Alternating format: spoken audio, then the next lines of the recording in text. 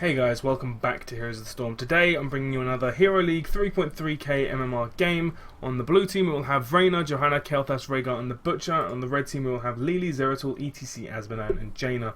Interesting pick is the Butcher in this game. The Butcher, this one. He is remarkably good at locking down a single target and blowing them up. Other than that, he can die incredibly easily, particularly when you're going up against the likes of a Zeratul and a Jaina. If you don't have one target that you're going to blow up and successfully do that in every team fight, which gets remarkably difficult once heroes that you go after have escape abilities, he becomes just easy to kill and he will charge in and then just die quickly, which is not very good. So it looks like that the red team are going to look for a 4 or 5 man participation in the mid lane to try and get an easy level 1 kill. Shouldn't happen. It's definitely not going to happen on Rhaegar with the Ghost Dwarf, who's going to be able to get away really easily. And it does look like that the red team are just going to kind of sit here and yeah, and I think they'll split up to lanes pretty much now, I would imagine, so they don't want to miss out on any experience. Zeratul again looking to try and secure an easy kill. Go after the Kel'Thas, a good target. It's probably going to be your best target at level 1 with no escape and all that. He's not going to have a very easy time to escape once he gets all in. But he is not going to be the easiest one to go down because of his stun and whatnot. So the Butcher here looking to maybe secure an engage. Not going to do too well in the early game. His engage is kind of good, but he can just overextend remarkably quickly. It looks like the Rhaegar is going to try and kind of deal with this. Now, as you know, with this map, it is one of the smallest maps in the game. And as a result, there are just gank after gank after gank. Speaking of which, Kel'Thas gets ganked a little bit too close to his gate. Not going to be able to secure a kill just yet. Johanna seems to be doing a pretty good job down in bottom lane of just dealing with the Lily. And it looks like that Zeratul again is probably going to be the most dangerous person. That's why you see me focusing on him so much in this game. Because with the Johanna overextended, Zeratul is going to be the danger player here. Now Johanna's low and she should easily die here. Good little combo from the Zeratul there means that Johanna should die, and there she goes.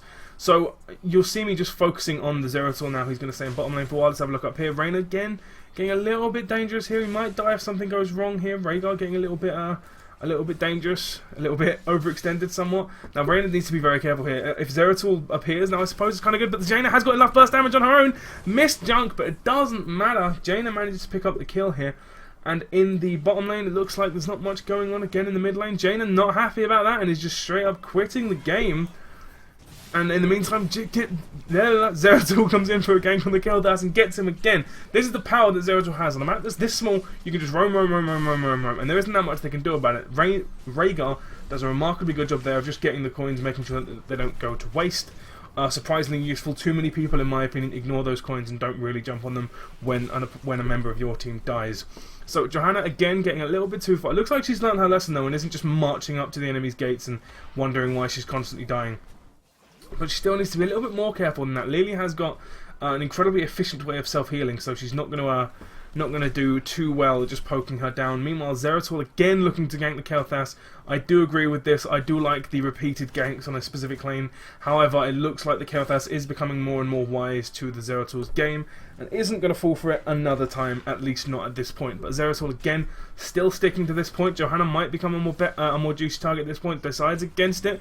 Now, as you see, I am focusing on the Zeratul because again, he is still going to be the most dangerous player in this game, particularly with Jaina just sticking to one lane, which is a perfectly reasonable strategy. Zeratul is going to be the most dangerous person, so if you want to keep up with the kills and see where the game really develops here, Zeratul's going to be the man to watch.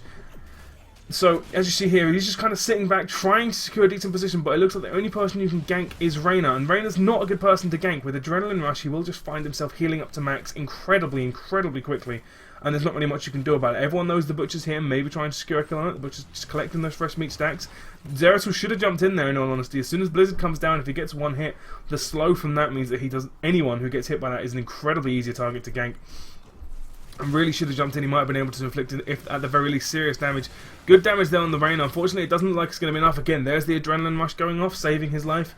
Pretty much without a doubt. I don't think he would have survived if the Adrenaline Rush hadn't gone off, which is why he's not a very good target to gank, particularly not in the early game. Damage there on Rhaegar is going to be nice, but isn't really going to do too much at this stage in the game. So it looks like the red team is just going to go down to the bottom lane, and this should be a dead Johanna. She's on low enough health already. The HP she has isn't enough. It doesn't have the shield, looks like, and there she goes. Again, that's what happens when you think you're completely invulnerable and you overextend past the halfway point. And this allows the teams just kind of, they lose that many coins as well, which is always devastating.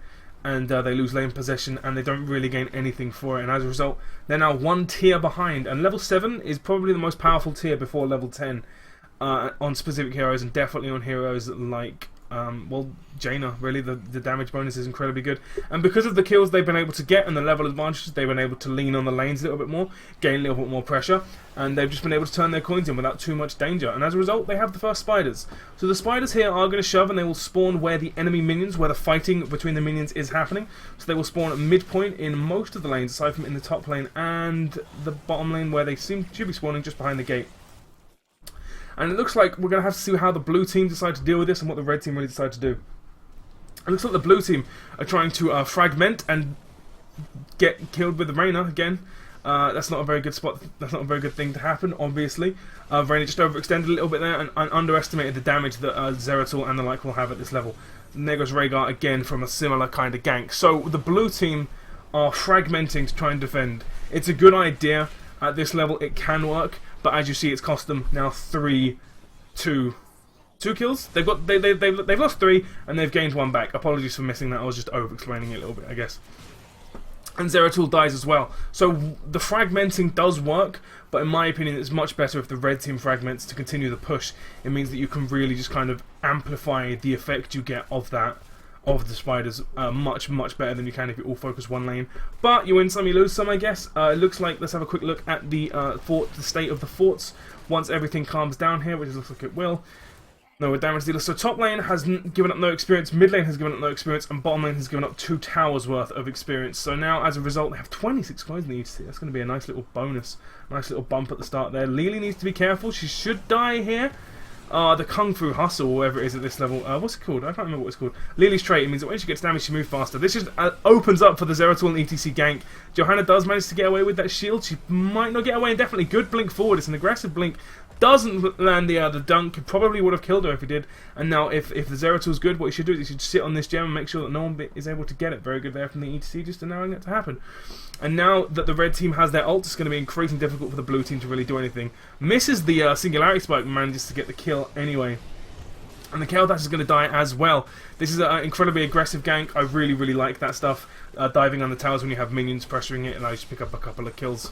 And again, no ults used. I'm 99% sure that no ults were used there to get those kills. So they still have the ult advantage. And it looks like that they're going to try and turn in the coins once more. I do agree with this play. They do have a lot of coins.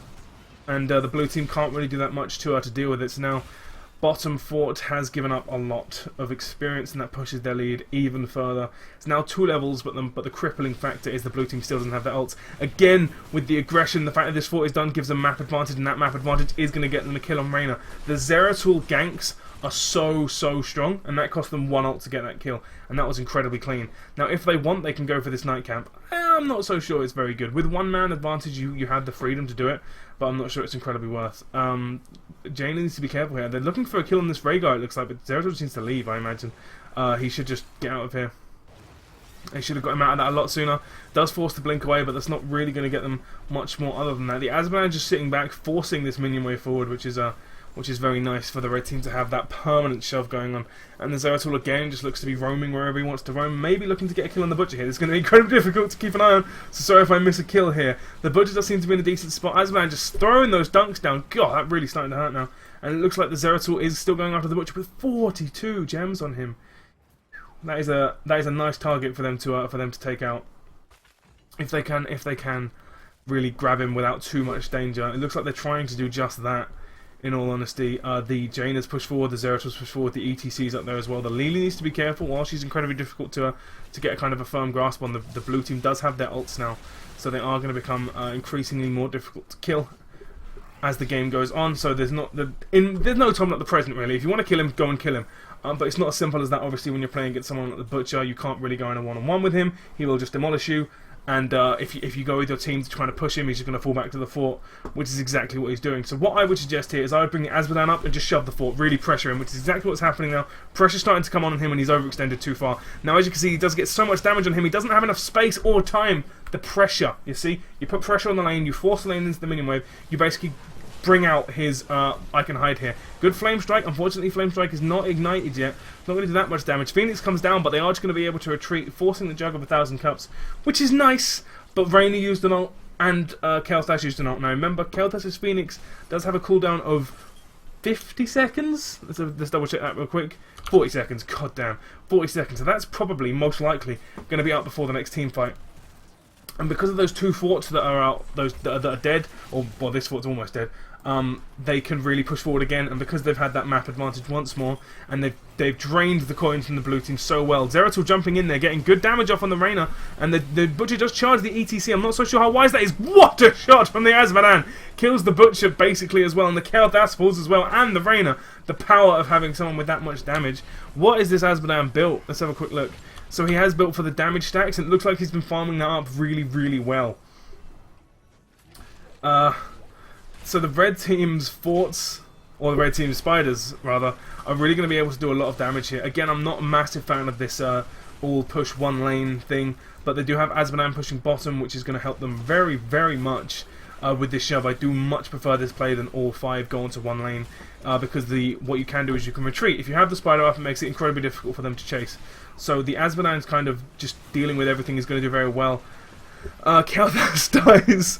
I moved the camera away for half a second and Kael'thas dies. What happened there is the Zeratul blinked in, got some burst damage off, the Azmodan did the slam dunk. Boom! Slam dunk! And there goes the ETC just picking off the Reyna. The Zeratul's doing so well. The Ancestral Healing is going to keep him alive. Furnace Blast is going to go off. It's going to do a lot of damage to the Zeratul. But the Mosh Pit proving to be too powerful and just keeping them out of the fight for just a shade too long. ETC diving under the core. That's some BM move right there. Johanna gets picked off by a good combo there from the Jaina. Rhaegar's going to be able to pick up those kills, but unfortunately, the blue team's keep is going to fall, and there's nothing they can do about it. They are 4 levels behind at this point, which is an incredibly difficult task to kind of bring back. I don't agree with taking out the walls. A lot of people say, oh, you know, it denies vision and all that, but if you can't directly benefit from them, you'd be surprised the amount of people that can escape through using targeted abilities on them. Heroes such as Illidan can dive to the walls to get away. Just a little thing. But I suppose it does come down to personal preference and team composition. So what can the red team do in this situation? Well, they can turn in their coins again and maybe get another round. They don't have anywhere near enough, as far as I'm aware. They do have a fair few. They probably actually do have enough. They have 39, and they don't need 39 to turn in. So they could get another wave of spiders if they so choose. The most advanced play here, if they have the time, space, and intuition to do so, is I would recommend look out though. There could be a nice little pick off here for one of the teams. Good dunk.